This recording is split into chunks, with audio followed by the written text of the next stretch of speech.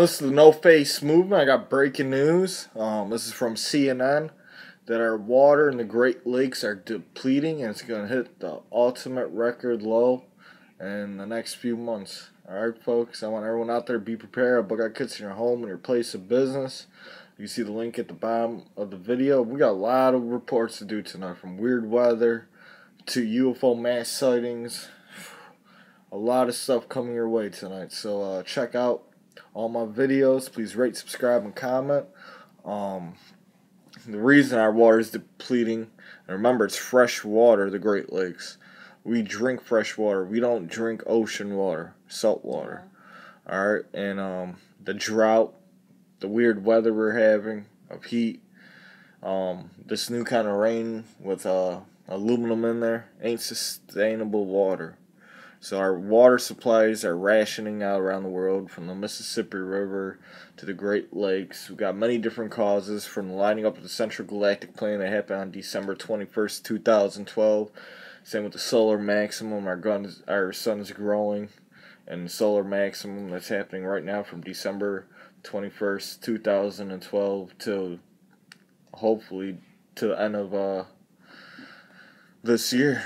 But from the Central Galactic Plane, we might be in a little bit longer. Also, the weather modifications.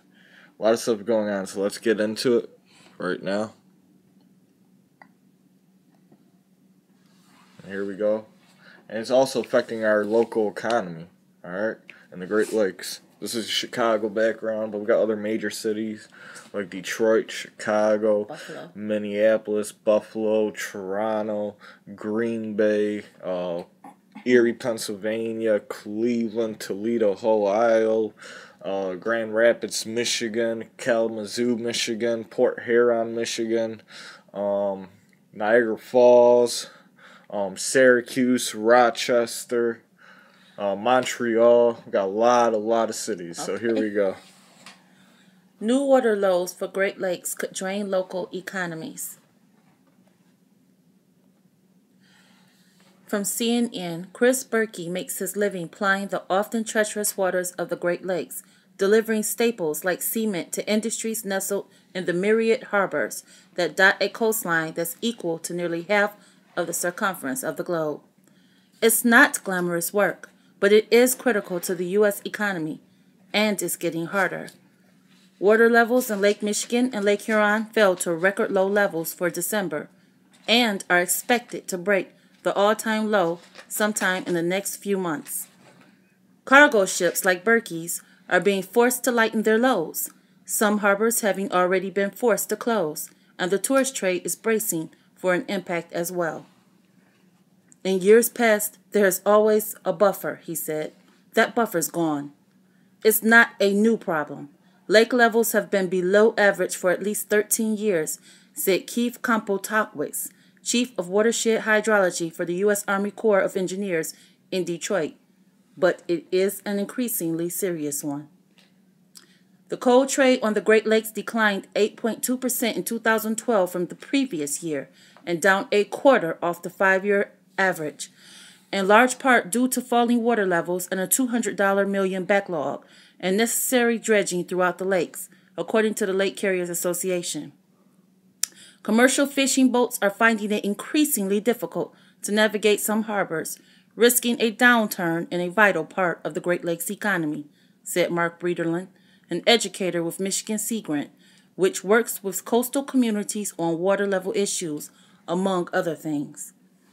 Charter boat operations and other businesses in coastal communities that depend on tourism fear the impact lower water levels will have from spring to fall, when tens of thousands of people float into the state to boat fish, eat out, and shop. Fishing lure. In Frankfort, Michigan, a popular salmon run on the Betsy River draws tourists drawn by the lure of fishing, a rare naturally replenished population of the prized fish, said city manager Josh Mills. We see people from Texas, from Georgia, from Ohio, Illinois, other areas of Michigan, he said. But low lake levels last year dried up the run, leaving salmon flopping in the mud, and forcing the State Department of Natural Resources to close the run to protect the population. It appears a good number of the fish made it to their spawning grounds, but if water levels don't recover in the spring, The narrow channel through which the fish pass could dry up once again, prompting tourists to find someplace else to go, Breederland said. Also of concern, potential access problems at some of the private marinas dotting Betsy Bay, Mills said. Read more, Selling the World's Most Beautiful Lakes. Despite efforts to diversify the city's economy in recent years, such problems would be a huge blow to the tiny community of 1,300, the city manager said. I'm confident the community will step up, he said. But if there's no water, we're going to miss out on a lot of activity. Precipitation and evaporation. The problem is a long-term cycle of too little water from melting snow and rain to counter the effects of evaporation on the lakes, Kompaltowicz. Last winter, too little snow fell on the Great Lakes region to fully replenish the lakes. While Lake Michigan and Lake Huron typically rise a foot after the spring melt, the lakes only rose 4 inches last spring, Kompaltowicz said. Add that tiny rise to a very hot, very dry summer that sucked water out of the lake like a straw, and you have a recipe for the decline in lake levels that's underway today. There's too little data to say the problem is a product of global warming, he said. It's also a cycle that's been seen before. Lake levels were nearly this low in December 1964, and it's the March 1964 record that's likely to fall in the next few months.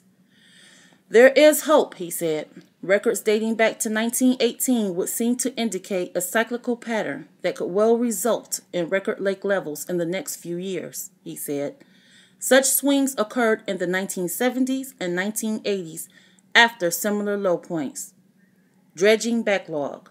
But even if the water returns, what would appear to be a more intractable problem looms. It's Congress.